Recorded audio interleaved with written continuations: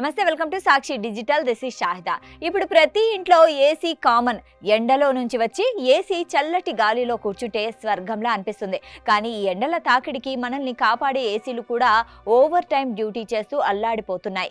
చాలా మంది regular servicing చేయించినా సరే ఈ పీక్ సమ్మర్లో ఏసీ కూలింగ్ సరిగ్గా రావడం లేదని బాధపడుతూ ఉంటారు. కొందరైతే విసిగిపోయి ఏసీ మార్చేసి కొత్తది కొందాం అనుకుంటారు. అయితే వేల రూపాయలు ఖర్చు పెట్టి కొత్త ఏసీ కొనే ముందు మీ ఏసీ కూలింగ్ ను రెట్టింపు చేసి కరెంటు బిల్లును తగ్గించే ఓ సింపుల్ అండ్ సూపర్ ట్రిక్ గురించి ఇప్పుడు తెలుసుకుందాం. మనం సాధారణంగా ఉండే ఇంట్లో ఇండోర్ ఏసీ యూనిట్ ను మాత్రమే క్లీన్ చేస్తూ పట్టించుకుంటూ ఉంటాం. కానీ ఎండ దెబ్బకు అసలు సిసలైన యుద్ధం చేసేది బయట ఉండే అవుట్డోర్ కండెన్సర్ యూనిట్ అని విషయం చాలా మంది మర్చిపోతారు. గదిలోని వేడిని లాగేసి బయటకు పంపే బాధ్యత ఈ అవుట్డోర్ యూనిట్దే. బయట ఎండ తీవ్రత పెరిగే కొద్దీ ఈ యూనిట్ విపరీతంగా వేడెక్కిపోతుంది. దీనివల్ల ఏసీ కంప్రెషర్ గదిని చల్లబరచడానికి నార్మల్ కంటే రెట్టింపు కష్టపడాల్సి వస్తుంది. ఫలితంగా కూలింగ్ తగ్గి కరెంటు బిల్లు మోత మోగుతుంది.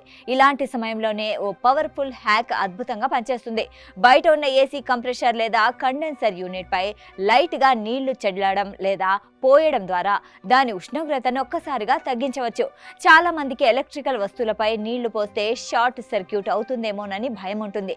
కానీ నిపుణుల ప్రకారం ఏసీ అవుట్డోర్ కండెన్సర్ ను క్లీన్ చేయడానికి నీళ్లు చడం పూర్తిగా సురక్షితం.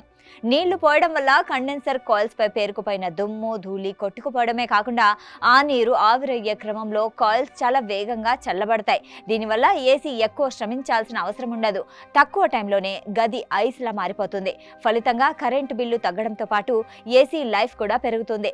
ఏసీ అవుట్డోర్ యూనిట్ పై నీళ్లు పోయడం సురక్షితమే అయినప్పటికీ కొన్ని జాగ్రత్తలు పక్కాగా ఫాలో అవడం మంచిది.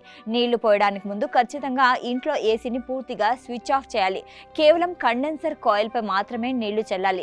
వైరింగ్, ఎలక్ట్రికల్ కనెక్షన్లు లేదా కంట్రోల్ ప్యానెల్స్ ఉన్న వైపు అస్సలు నీళ్లు కొట్టకూడదు. వాటర్ పైప్ ను గట్టిగా కొట్టి హై ప్రెషర్ జెట్స్ తో కొట్టకూడదు. దీనివల్ల లోపల ఉండే కండెన్సర్ ఫిన్స్ దెబ్బతినే ప్రమాదం ఉంది.